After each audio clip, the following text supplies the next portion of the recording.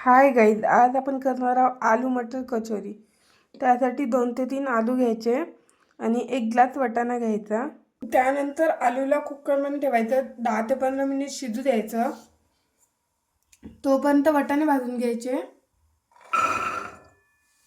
त्यात थोडंसं तेल टाकायचं।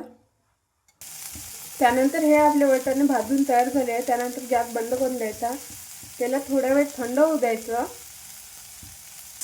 त्यानंतर वाटाणे घ्यायचे, त्यानंतर 4 ते 5 मिरची घ्यायचे आणि 3 ते 4 लसणाच्या पाकळ्या घ्यायच्या। त्याला मिक्सरमध्ये ग्राइंड करून घ्यायचं। त्यानंतर हा आपला पेस्ट तयार आहे। त्यानंतर हे आपले आलू शिजून तयार आहे। त्यानंतर आलूचे छिलके काढून घ्यायचे, त्याला मॅश करून टाकायचं। त्यानंतर तडका द्यासाठी तेल गरम व्हायला ठेवायचं। तेल गरम झाल्यानंतर जिरे टाकायचं। त्यानंतर थोडंसं लसूण पेस्ट टाकायचा। त्यानंतर धना पावडर आणि जिरा पावडर टाकायचा। त्यानंतर अर्धा चमच हळद टाकायची। त्यानंतर 1 चमच तिखट टाकायचं, 1 चमच मीठ टाकायचं। त्यानंतर वाटाण्याचा पेस्ट टाकायचा।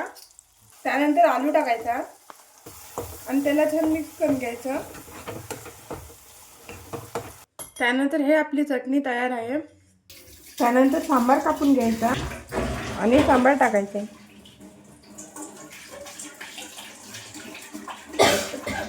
त्यानंतर 2 ग्लास मैदा घ्यायचा।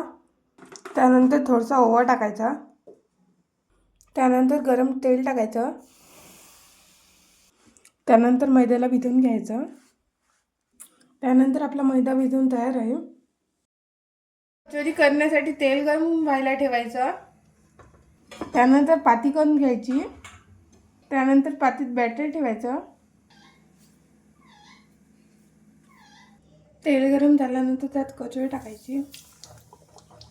त्यानंतर ह्या आपल्या स्वादिष्ट कचोरी खाण्यासाठी तयार आहे।